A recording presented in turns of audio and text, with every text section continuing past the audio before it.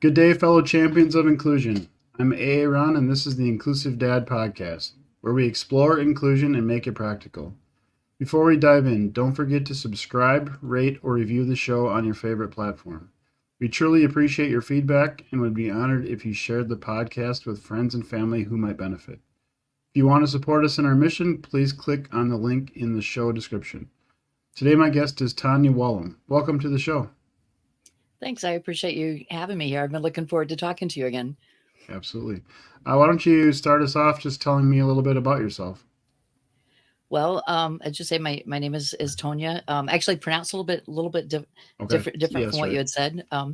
That's all right. We didn't go over it again. So, I'm a mom of two kids who are currently in college. They both have different types of disabilities. My daughter's visually impaired, and my son has a collection of invisible disabilities. Both of them are doing fairly well. They're kind of finding their way right now, and at that stage of college studies where they're finding there are some challenges here and there, but we're kind of navigating it all together. And I kind of look at it a little bit different that parents who have children with special needs or disabilities, we get to be involved a little bit longer in our kids' lives than, Yes, than for other sure. parents do. Yep. So I do value this time because I know the day is coming where I won't be needed quite as much. Right. But Yeah. but I also am a podcast host like yourself of the Water Prairie Chronicles, and work on the side as an IEP coach. So that's in a nutshell a little bit about me. Absolutely. Yeah, my daughter Cecilia, we call her Cece, just turned 22 on the 10th, so she aged out of the the K through 12 to 21, 22 now school system. So yeah, she's in that kind of area too, where I think she's going to be taking a college class. So yeah, it's like you said, we're fortunate to be able to be have them in our lives a little bit longer maybe than other parents, but yeah. I was So going to ask you if she had yeah. graduated yet, because last time we talked, I knew her birthday was near my daughter Yep. Emily's. Emily just turned 24 on the 11th, Okay. so I knew they were Oh, close. that's close. Yeah. And I was thinking you had said that she was about to Yep. age out, so you're leaping into that stage now. Yeah. Yeah, for sure. And for us, she lives with her mom full time. Comes over here a couple nights a week, but she needs somebody with her all the time. So now we're starting to have to think more closely about all the living arrangements and that stuff. So get to work on that stuff now. Adulting gets a little bit interesting. Yeah. Yeah, and I mean, I kind of talk about it too a little bit. Where just I didn't always agree with the school stuff, but I mean, there was stuff there, and now she gets older, and it's just not as it's a little challenging, little different scenario. So you kind of look Yeah. back like school wasn't all that bad. There was actually something there that she could go to and do stuff. So it worked. It's all good. Well, just think of how much you're able to pass on now to Yeah, it's to true. to to other parents because of what you've learned. Yep. And there's good and there's bad. I say the Yeah. same thing. It's like, in the midst of it all, sometimes it's kind of hard to see the good, but Right. there are benefits there. Yeah, for sure. So when you applied to be on the podcast, you submitted what your definition of inclusion was. So I will read that, and then you can expound on it a little bit, expand on it if you want to. But so you submitted, to me, inclusion means belonging. I think it looks different for each individual, but the feeling of inclusion is when every person in a group can be themselves while also being comfortable with those who are around them. It's when the people near you both accept you and work with any unique needs you may have, so you are an active participant in whatever the group is doing. I think Verna Myers said it best when she said, diversity is being invited to the party, inclusion is being asked to dance. Everyone should be asked to dance and have the confidence of being accepted while dancing in their own unique style. Do you want to expand on that a little bit, or? Yeah, I mean, I think I had forgotten what I had written or how I had written it, and I Sure. knew the gist of it. Yep. But it's one of those things that quote I love because I don't know about you, but I used to dance when I was in high school in a choreographed group Okay. where we would Sure. travel, we would perform and all, and I loved that. So I could dance, but to go to a dance was intimidating to me because that was a little Sure. more putting myself out there. Yep. And it wasn't really the awkwardness with dancing with a guy. It was more, this is personal, and I'm expressing myself a little bit more. Right. So, but for me, I was perfectly comfortable going to a dance and never dancing, but I always knew that I could if I wanted to, Sure. and that I was Yep. welcome to. Yep. And so I like that analogy that, you don't have to actually dance, but you do need to be welcome and invited to come and dance. And maybe you're going to be on the floor by yourself dancing and be that free spirit who can do that. But to know that you can do it without everybody laughing at you, Right. just to be part of it. So I like, picturing that, whether it's middle school, high school, where you get into that, those Sure. first dances where everybody's kind of Yeah. awkward. So when I read that quote, it really stood out for me as a good example of what inclusion really is. That we're not all going to come to the dance the same. We're not all going to be as Yeah. comfortable in different situations, but we need to know that we're accepted for who we are, and we can express ourselves for who we are when we get there. And Absolutely. so anyway, yeah. So that's Yeah. that's kind of the way that I look at inclusion. That's awesome. Yeah, I grew up Baptist, so we couldn't dance, so I didn't have Yeah, the experience of dancing I when I was the was younger. same, but I could do my choreographed dancing because it was There very you go. different. That's different, yeah. It's not the Yeah, yeah, the different kinds of dancing, yeah. There you go. right. So for me, I growing up, I didn't really have any exposure to disability. I was when was your like first experience with disability? I can remember being in, it was probably high school. And, of course, I'm a bit older than you are, but going to, like, we had this hallway that went from the main entrance to the high school. You went down this hallway to get to the auditorium, and there was a classroom off of that where it almost looked like a closet, but that's where kids went that weren't in your class for some reason. And I remember someone was blind who went in there. There was someone in a wheelchair that went in there, and I never really knew what was happening in that classroom.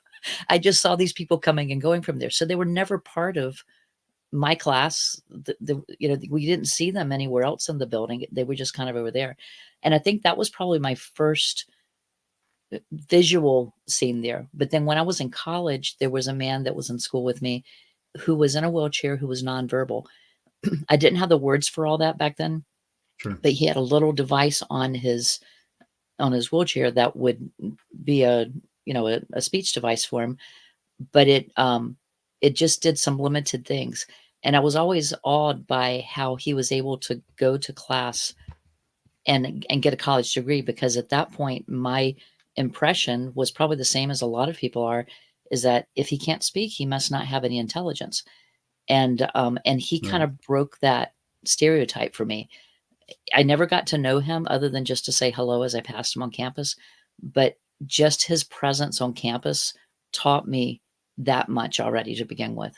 And then I worked within churches and their children's programs and all, so I had access to meeting other families before my kids were born, Sure. to start thinking through with those parents and strategizing how we could include them, how we could minister to them. So, and I also have a background in education. So once I got into the schools, it was very Right. very different by the 80s and 90s Yeah. than it was for me in school. Yeah, for sure. So I'm not really trying to age you, but like what decade did you go to? Was that in college when he was there with you? Was that 70s, Yeah, early 80s, or it was in the 80s. I graduated okay, high school in 82, so okay, it would have been starting in the fall of 82. yeah, that's pretty early on, so that's kind of cool. But yeah, that you kind of just talked about one of the things about inclusion, just him being there, being at the party and being able to dance, so to speak, at the college like that. Just him being there was good for him and good for all the other people around him. Being having him there, seeing that he is able to do things that you didn't think he was able to do. That's one of the cool things about inclusion. So that's great. Yeah. And it's interesting because my daughter's I call her kind of somewhat nonverbal. I mean, she can speak, but it's kind of if I can understand her, but you may have more trouble since you don't know like how she talks and stuff. But all the tests that that they do on her for the evaluations, just she's nonverbal to an extent and has cerebral palsy. So it's either fine motor, you have to write, or you have to speak. And for her, both of those are tough. So she always tests way lower than I feel like she's capable of. And then there's those moments where she'll say a sentence with a large, complicated word I've never heard her say before, and it's in context. So it's like, wow, I'm like, there we go. That proves that you do know more than you can show on paper. So yeah, it's interesting. That's the part I think that's always so hard for our nonverbal kids, Yes. because we haven't quite cracked that code Yep. of how to help. And if you have a child who has fine motor skills, it's easier because Yep. they can tap, they can type, they can use an AAC device, but not everyone can do that. Right. And it makes it harder to know. And they're learning so much through the visual feed they're getting, through the auditory. So they're growing at the same rate as their peers are. We just can't always access what they can do, and I Yeah. get frustrated with that. My daughter's visually impaired, so we had similar but different type of experience with Sure. testing, because to read a regular size test didn't work. To Yep. read a large print test, I don't know if you've ever seen those before or not, but they're so if you picture your 8.5 by 11 page and turn it Yep. sideways and then double the height of it, now that's the size of the page that you're Okay. using. Sure. So your neck is having to scan all around. You've Oh got yeah. these huge pages that you're turning, so Right. you can't see what's over here. Yeah. But yet she wasn't 100% a Braille reader, so she couldn't Sure. test in Braille. So we always knew her test scores were never going to be Yeah. accurate Right. because there was no way that they could Yep. be. Fatigue alone, if nothing else, Yeah. was going to play a factor into it. Sure. Yeah, it's interesting. So is that the definition we talked about for inclusion? Has that kind of always been your definition, or has it changed over time? I think my own ignorance when I was younger would have kept that from being my definition. You know, whenever you think about it, if you're not associated with the disability Yes. world at all, Yep. what do you think inclusion is? It just means inviting your friend to come do something. Is that inclusion? Have you ever really thought about it that way? Before you knew, because to us the word inclusion means a whole lot more now. True. But what did it mean when we were our kids' age? No, that's a great point. Haven't thought about that, but yeah, that's a great point because I don't. For me, I guess when I think about inclusion, it started at some point when my daughter was excluded or segregated. So Yeah, I don't really recall like the word I guess before that point. So yeah, that's interesting. What would I have? Yeah, that's interesting. because I can only think of, how would I have Yeah. used that word? Make sure you include everybody. That Right. means that you took a Valentine card for everybody in the class. Right. When Yep. you were in elementary school, or when you're picking teams, everybody got Yeah. chosen to be on the team. You know, that it was inclusion. It Right. wasn't to the extent of having Johnny, who is Right. deaf and doesn't hear what we're saying, being included with us. Right. But so I guess the word itself hasn't really changed its definition, but Yeah. how it looks has changed because we're more focused on making sure that we're not, as you say, we're not excluding someone. Yep. And and nobody wants to feel left out, so we can all figure out how that feels. Yeah. No, that was a great way to respond to that. Yeah. Because that is true. It's just one of those things where if you're not in it and you just don't see it, like when you're going to buy a new car and you're looking at this certain kind of car and then all of a sudden like every car you see is that car. It's just if you're not Yeah. thinking about it, not it's not in your brain, you're not dealing with it. It's just you don't even see it really. Or yeah, that's interesting. I mean, maybe I'm wrong in this, but I choose to believe that most people that are non-inclusive, or is it non-inclusive, uninclusive, whichever word it's supposed to be, Yep. I think it's out of ignorance, and not saying Yeah. that they're just ignorant people, but they've never been educated. They've never Right. had to think about it, and so it's not an intentional oversight that happens. I think it's just it's never been on their radar to think Right. about it. Yeah, I agree with that approach. I mean, that's the way I start off, and then if there's been one or two, multiple things that kind of prove that's not true, then I go down that path. But I definitely Yeah. start with the awareness, trying to make people aware of it and work that route because it's a lot better that way for sure. Yeah. How about you? Have you always been included? Have always been included. Have you always been included? Well, let's see. I was not the popular kid, so no. But to be honest and to be fair, in elementary school and middle school, when I wasn't always included, I didn't want to be in that crowd. Right. I always That's had the other. Yep. friends. It's we were always in small towns until I got to high school, and we were always involved in the church. So Yep. most of my friends at school were also my friends at church. So I kind Yep. of knew people. Um, I always had a friend or two who we'd have sleepovers. We would do things together. So I never felt totally left out. Sure. But there were times on the playground, where you weren't invited to do something and everybody looked like Yeah. they were having fun and you weren't there. So Right. yeah, so I know what that feels like, and I can remember those different stages. And I think I don't know, it may be different for boys and girls. Emotionally we're all kind of wound differently. I was that super sensitive kid, so I may have felt it more than Right. some did. But like I said, I always had at least a friend or someone I could go to. Right. But I also see, like, we moved since Steve and I have been married, we've lived in several different areas. And so as an adult going in, I think it's even harder than it is for kids. And so I can connect with it more at that level where you go into again with church. If I go into a new church, oh, maybe the women's group is doing something. Sure. I'm coming in, I don't know anyone.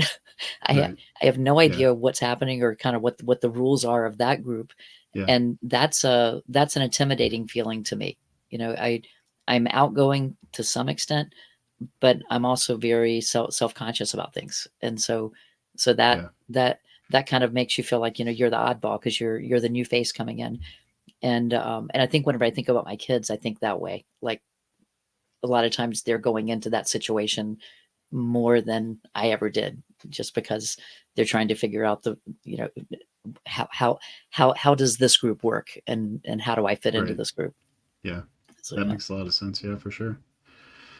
Let's. So you sounds like we were both raised in the church to a certain extent. How has having a child with a disability like challenged some of your what you were taught in church when you were younger? I don't think so, because I was Okay. raised with the golden rule. You know, you and that's what I expect of others to treat my kids Right. with. Doesn't always happen.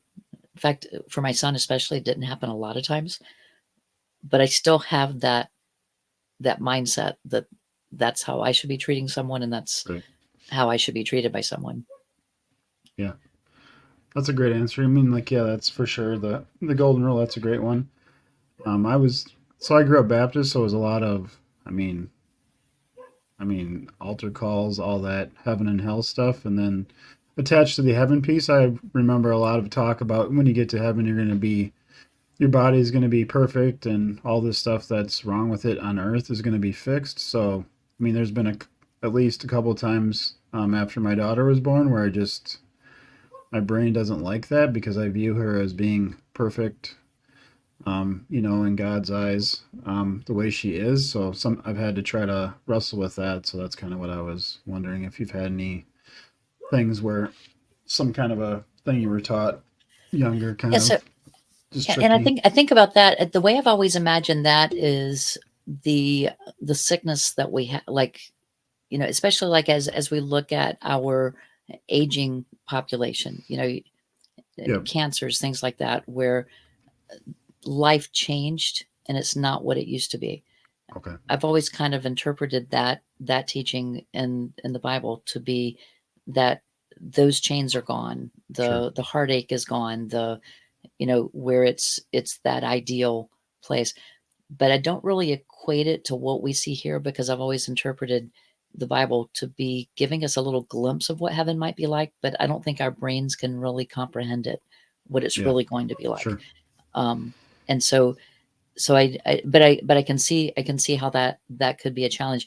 And also, what my family faces is different from what your family's facing. Yeah. So For sure. it looks differently on the outside Yeah. with that too. I've asked my daughter before. So Emily just turned 24. I've asked her, would you have it different? Would you want God to heal you? And because you may have faced this too. There are very well-meaning Christians out Yep. there who want to pray you through this Yep. and to Yep. to heal. And I'm not saying I totally believe that God can heal anything. I Yep. have no doubt on that. Full faith that He says He can do this, He can do it. But I also know that God chooses sometimes to hold back and allow something to happen because there's a purpose for that. And so my daughter's visually impaired. It hasn't changed other than her vision's gotten worse through her lifetime, not better. But I don't feel like it's because God's saying, well, you don't deserve to be healed or anything like that. Yep. And she feels the same way. She said, her life is what it is today because of the experiences that she's had. And she wouldn't be herself Yeah. if she were different. It's she sees it as a mission to be able to bridge the sighted world with the blind world because she lives in between the two of them. Okay. And but I thought it was interesting because most of us would assume, well, if you can't see very well, wouldn't you want to see better? Right. I'm wearing glasses right now, okay? Yeah. I'm doing something to make my eyes see better. Right. But in her mind, she's like, no, this is, I've been given a passion and a mission to do something that I wouldn't even have if Yeah. I had full sight when I was born. So Sure.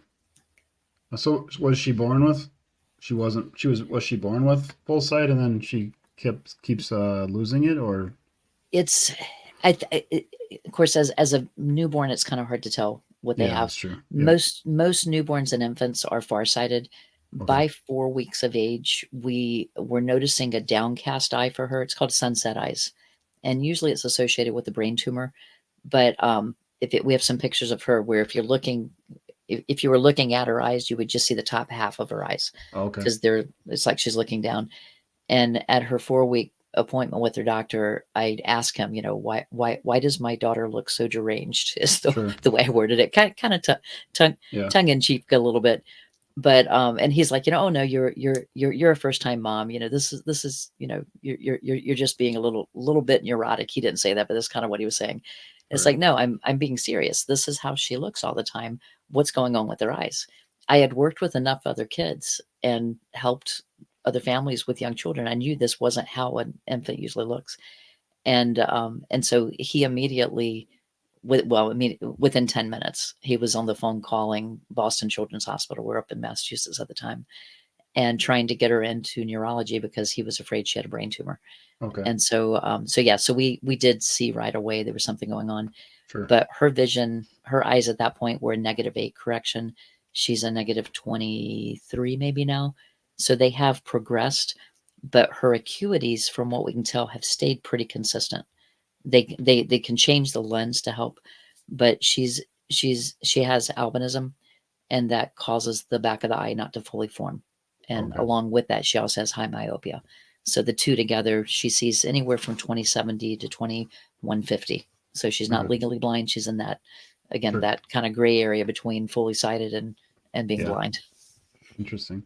Yeah. So my daughter, she had cataracts removed when she was, I don't even know, under 5. So she had her cataracts removed, both lenses in both her eyes. At least one, maybe more than one unsuccessful surgery to put in replacement lenses. So she actually does I not was going have to ask if lens. you'd done that. So she Yeah. does not have any lenses in either eye. So she's legally blind. But I mean, I remember in grade school, like the vision person was like, yeah, when I walk in the room, she like knows I'm there and stuff, and she shouldn't be able to see me based on what her me not having lenses and what her vision is. So I mean, she can see better than anybody thinks she can. But yeah, she hasn't had lenses in her eyes. I mean, since she was probably 3 or 4 years old. So We have a couple friends with Peter's anomaly, which has resulted in the same okay. type thing. Some have had lens replacement and others have not, depending on what the Yeah. family decided. But for Emily, so she can see if she pulls something about 5 inches away, she can see like Okay. 20, 30, 20, 40, somewhere in there. Okay. It once it's beyond that, it's in that It's that fine. other range. Okay. And the further away it is, because to make a nearsighted eye see something at a distance, it shrinks things. You're wearing glasses. I don't know if you're nearsighted Yep. or farsighted. Uh, Um, I I think I can have trouble seeing far stuff, so that's nearsighted, right? So nearsighted, right? Yep. So your the way your lens is, the center of your lens is your best vision. And if you Okay. try to look out of the outside edge, that's where that curve is. You can't really see from that. Sure. So for her, it's such a strong lens. It's just a tiny little spot on the lens that she can see, and it shrinks everything down so it's tiny. And she's Oh, like, you know, they might be able to make it 20/20, but I'd never know it because it's so tiny that I wouldn't be right. able to see it.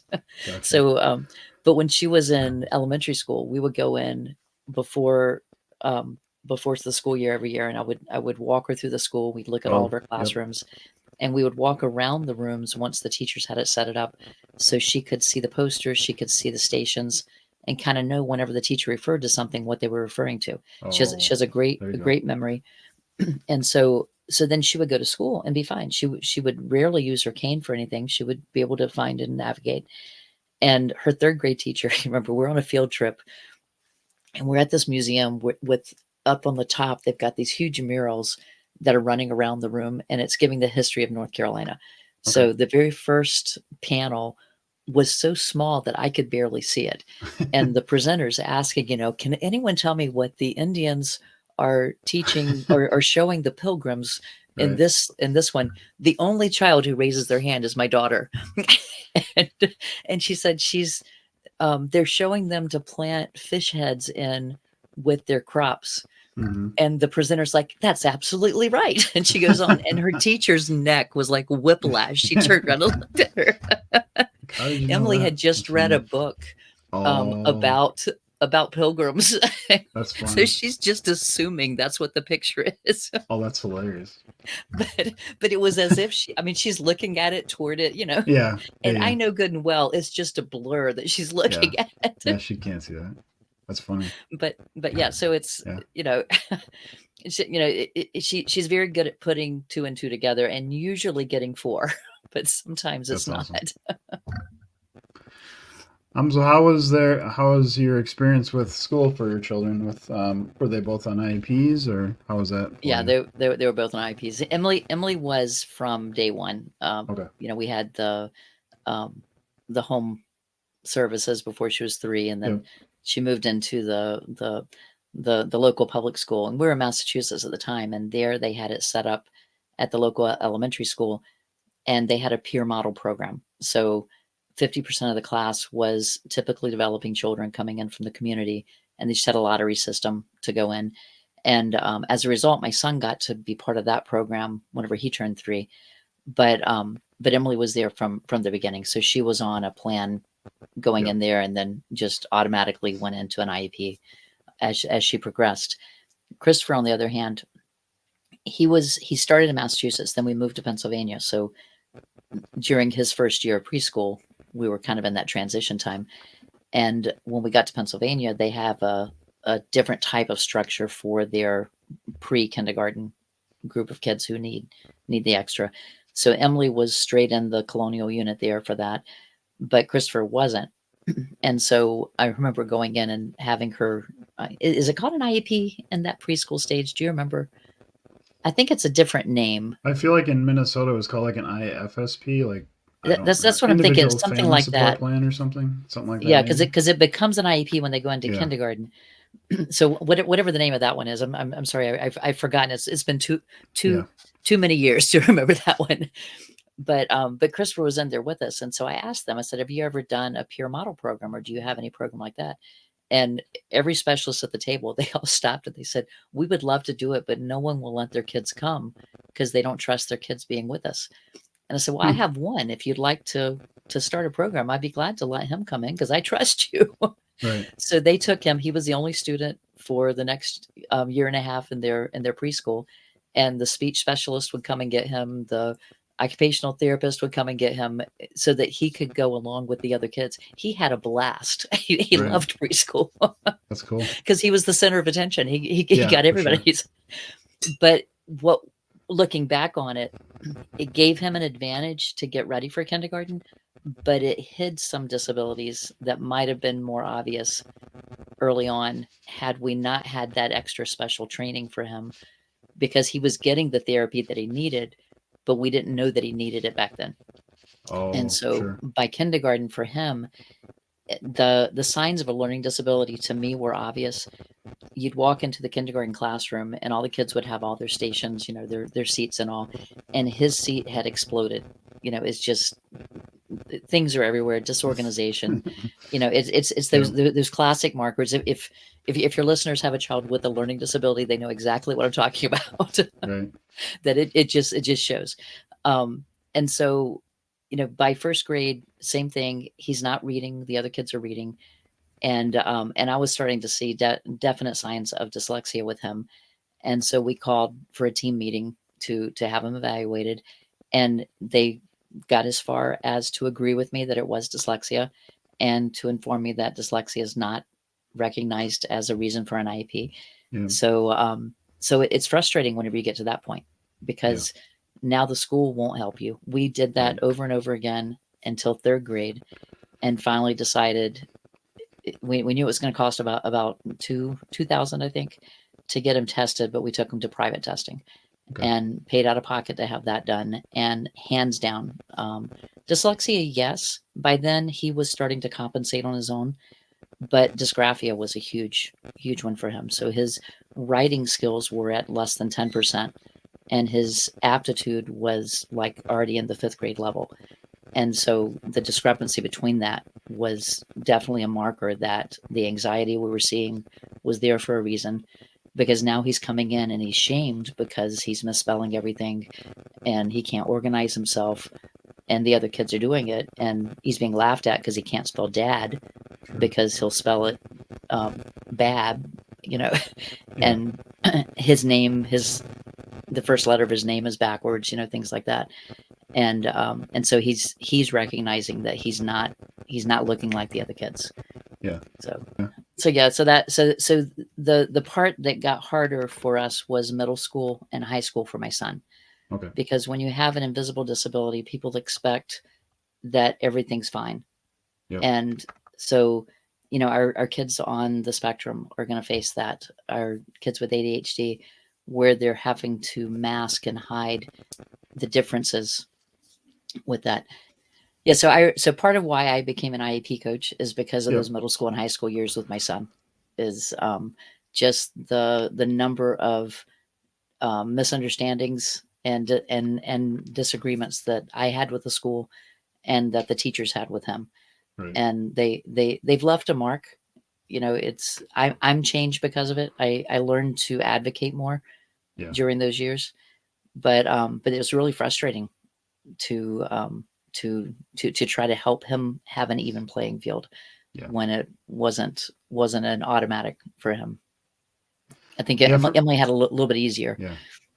Yeah. For me, the advocacy stuff started early on. It was just I would look into things and find things that weren't the school wasn't doing how they should be doing it, and then I would bring it up, and they're like, "Oh, it just seemed like nobody else was bringing it up or something." So I just kept bringing stuff up. So yeah, that's why I want to help families too. Just there's so many.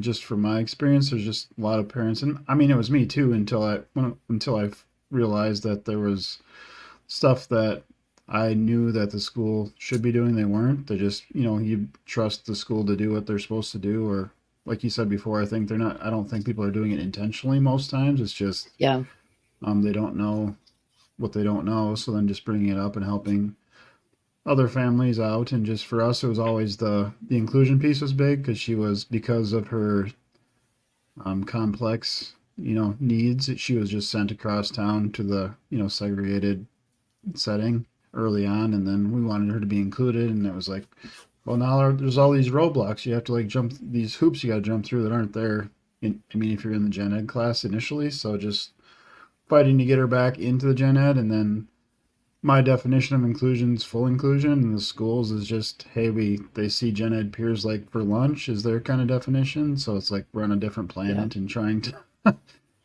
and we never really had the option, or I mean, we could have moved, but we didn't want to. So then you're like, how do you navigate how hard do you push stuff? We don't want to burn everything down because she still needs to go here for a yeah. while yet. So just navigating all that stuff. So yeah, It's hard because I remember you telling me the story of how she started with being excluded more, yep, and then having to fight to get her back. And that's unfair. It's unfair to Yes. a parent because Yep. when our kids are young, we don't know anything yet. No, for We're sure. learning along with our kids how to do this. Unless you come with a special ed background, Yeah. you don't know that there's other choices out there. Right. Yep. And I have a friend who actually pulled her kids out of the local public schools because they were insisting on busing them 45 minutes away. Right. And everything else in their life when they hit middle school was in their local community. Right. So you're never going to have a play date with a girlfriend. You're Yeah. never going to, it's too hard to do because you're both driving so many hours Yes. between to make it work. Yeah. And it really isn't fair because the kids need to be involved and Yeah. to know that, they belong to this school and they're part of it outside of just being in their math class. Yeah, for sure. What is one tip that you can share with the listeners today, so they can be more inclusive? Like something simple that they can just do starting today to make the world more inclusive? I would say because I mainly work with parents of children, my tip would be for them. Don't make it too hard for the other party. You know your child more than they do. You know what might work, and you're going to see possibilities that they're not going to think of because of what we've been talking about. Right. So come in with the idea of let's demonstrate how it's going to be. The same as you had said, you came and starting to demonstrate first, and be part of the solution. Yeah. Um, we can't expect them to know what we need before we help them see what we need. Yeah. That's great. Is there anything you want to talk about that we haven't discussed? I could talk all day, you know me. um, no, I think I'm good on there. I did want to tell you I've done Yeah. something I hadn't told you about. I put together a prayer journal. We were talking about church earlier. I put Sure. together a prayer journal for parents. Sure. I think I That might have saw that. that came out. Did you see that one? I It's think I I saw you. You actually must have posted about it or something. I think I I saw think it. I did post on it. So it's actually out now. I have it finally came in. See if I can get it there. There you go. Um, my it runs during the school year, and Okay. so it's just kind of a fun little easy thing that's just a few Sure. minutes during the week to do. So that's Yep. that's one thing I had not mentioned yet. That's awesome. You ready for the most important? Well, not the most important. You ready for the final question? What's the final question? I'm nervous now. Do you like spam? Yes or no? Yes, fried spam. Wow, that was strong. It's an interesting. So I live in Austin, Minnesota, where they make spam, Hormel. Oh, So really? and the spam museum. So if you ever want to visit the spam museum, this is where I you got to never go. knew where it came from. So I don't even ask what's inside of it. that's probably smart. But I ask everybody, and it's usually like soup. Either way, it's like a strong reaction. It's like really strong yes or really strong no. There's kind of not a middle ground. So I follow low carb most of the time, yeah, and that's like a treat every now and then if I want something different. So I'll there you go. fry it up. Nobody else in the family wants it, but I Okay, eat it. yeah. I mean, I don't eat it very often, but yeah, fried is pretty good. Yep. Yeah. Where's the best place everybody to connect with you? I would say the website's probably the easiest way, Okay. waterprairie.com. Okay. And on all social media, I'm under Water Prairie. On YouTube, it's at Water Prairie. Everything. Everything. Instagram, Okay. I think, is water.prairie, but if you put in Water Prairie, you'll still find it. Sure. How'd you come up with that name?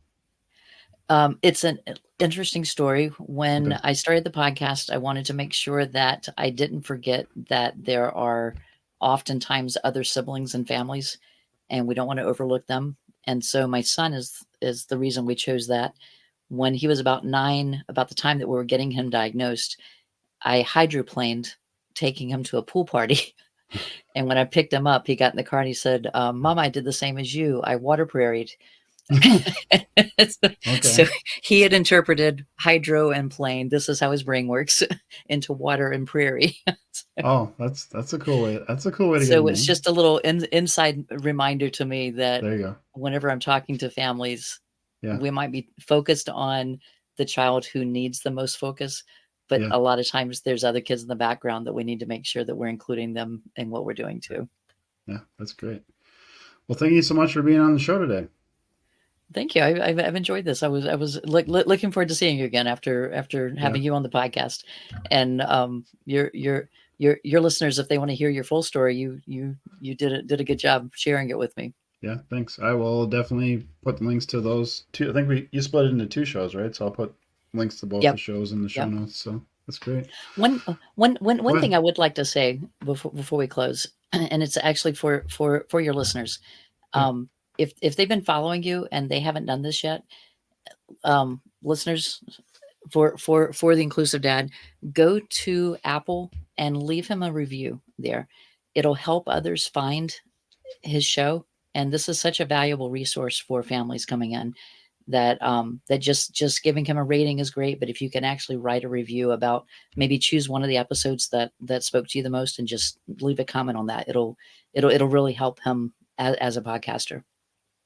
Thank you for that. Sure. To all of you listening, thank you for joining us on this episode of the Inclusive Dad Podcast. If you enjoyed today's conversation, please subscribe, rate, or review the show. Your feedback helps us connect with more champions of inclusion. Remember to share this podcast with friends and family who might benefit. If you want to support us in our mission, please click on the link in the show description. Together, we can make the world more inclusive. Until next time, stay empowered and be a champion for inclusion.